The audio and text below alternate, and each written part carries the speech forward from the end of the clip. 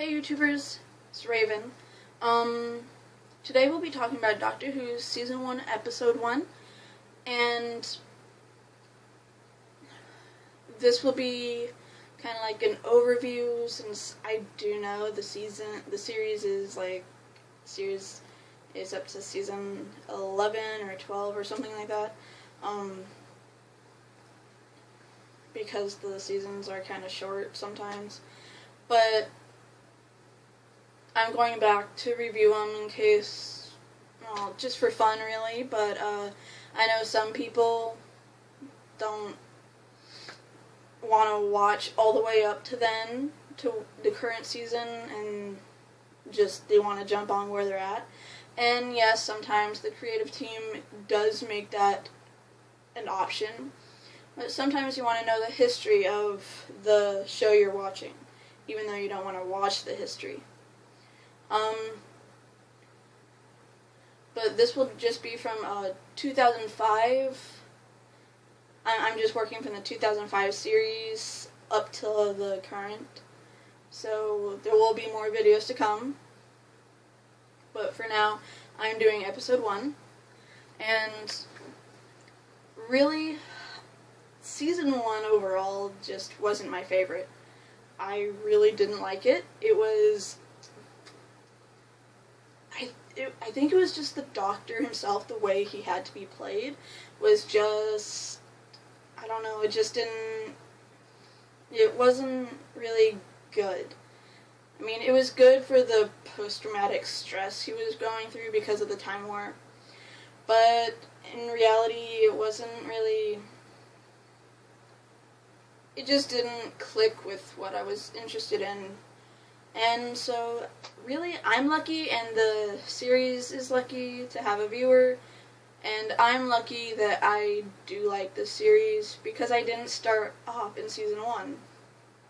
And that was thanks to the stupid previews I saw back in 2005 and late 2004, when they were talking about some guy named the Doctor flying around in a blue telephone box. I was like, that's just stupid.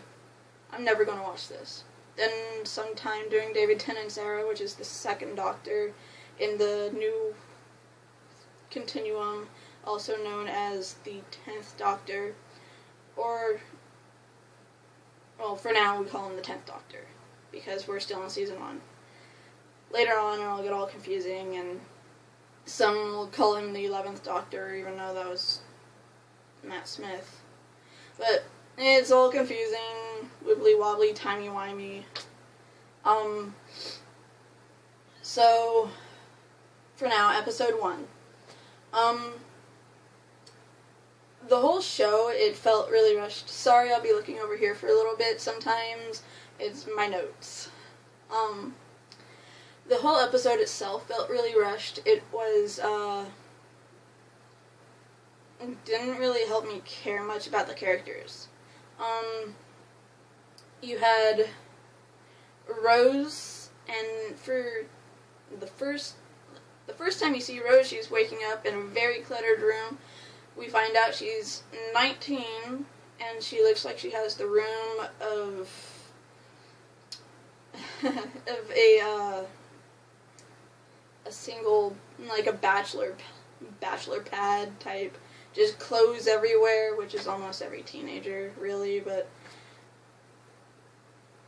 she didn't really seem like the type of girl who would actually have her room like that. Like, if you get to know her as a character, she's not the type of girl who would have her room like that.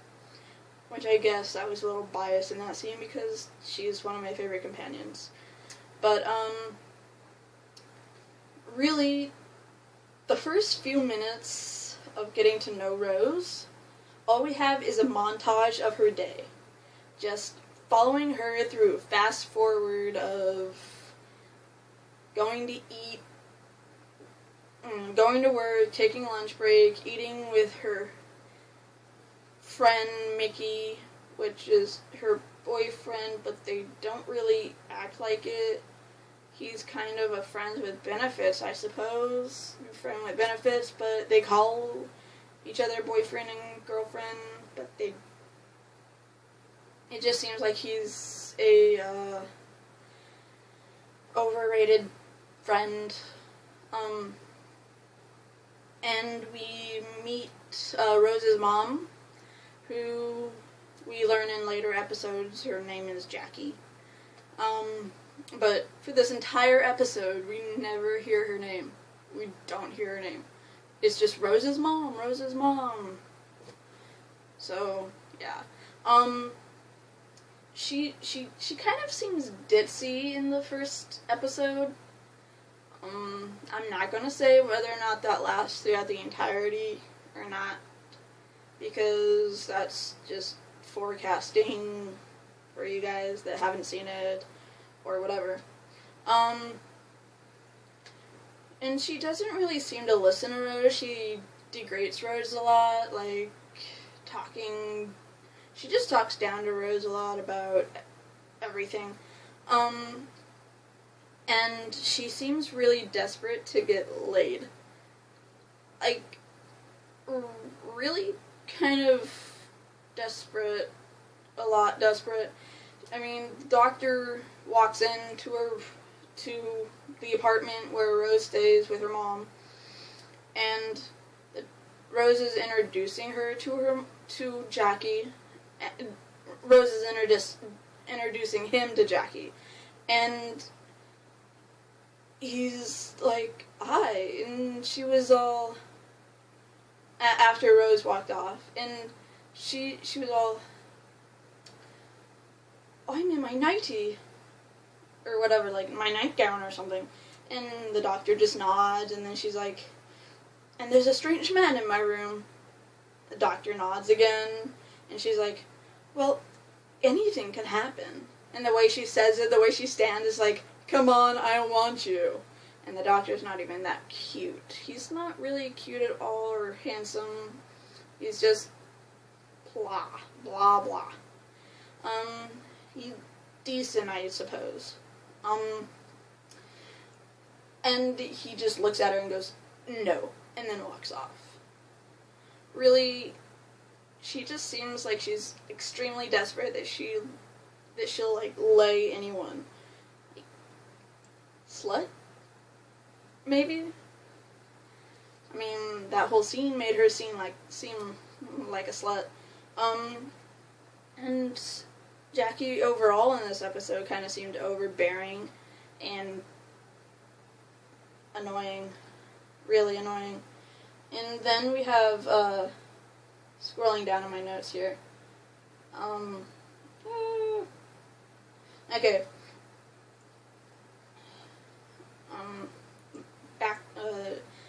Back to the Mickey thing. He just seems like Mickey, like, I wonder if he ever got teased for that. I mean, Mickey Mouse! Where's the ears? Really. Who names their kid Mickey?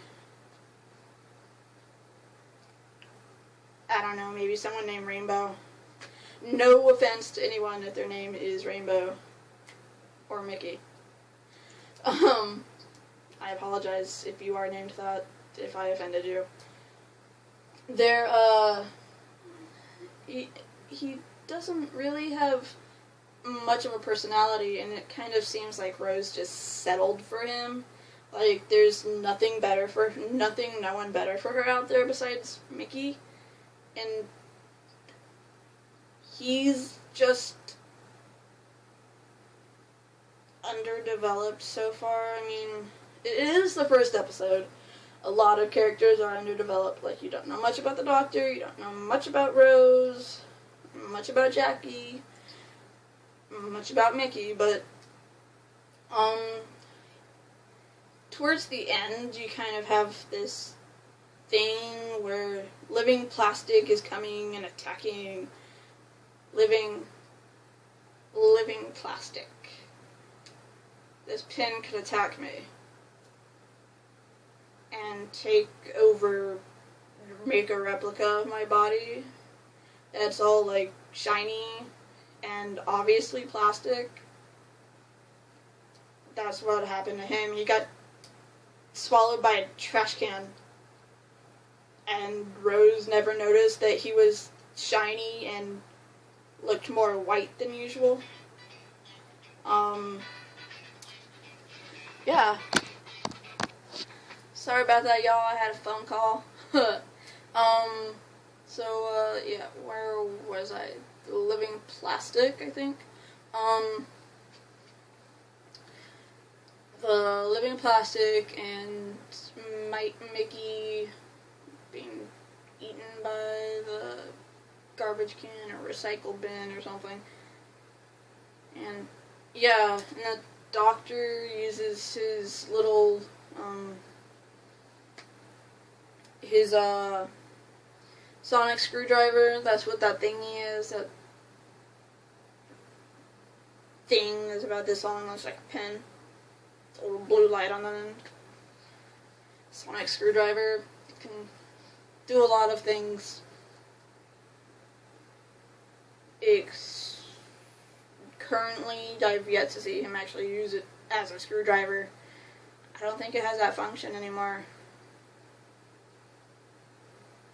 It confuses me.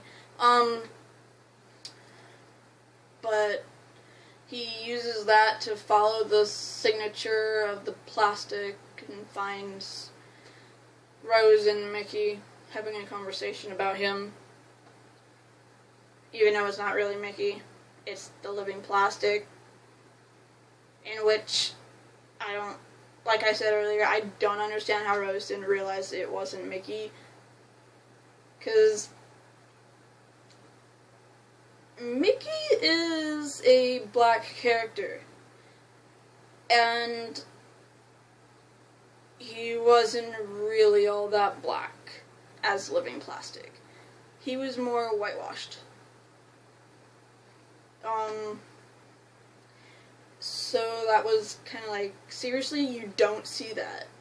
It was annoying to me, because even in 2005, they had the technology to make that look real, like they do in later seasons, because they come back to the Living Plastic again on another planet, and all crap goes everywhere, and the people that are Living Plastic actually look real. They look like they're a real person. But he didn't. And so those special effects sucked. The whole membrane of the actual thing that controlled the Living Plastic looked like a lava pit with this goopy monster inside or something that was made out of the lava pit. It was probably just melted plastic. I'm not sure. And that kind of didn't really sit, like, it looked fake. Then you had Mickey was still alive, surprise. And so the Doctor and Rose went to talk to the Living Plastic brain, that lava pit thing, and found that Mickey was alive. And they rescued Mickey, but Mickey stayed huddled in the corner, scared for his life, holding on to Rose, while the Doctor went to go talk to the brain thing. And Mickey was trying to talk Rose into leaving the Doctor, even though the fake plastic mannequin Living Plastic things had the Doctor captive, and they're like going to throw him off the edge of something and kill him. But he didn't want to save the Doctor. Rose had to leave him to save the Doctor. He's selfish and he's very self-preservational. And then Rose leaves him to travel with the Doctor. End of episode 1. Hope you liked it, and Raven out.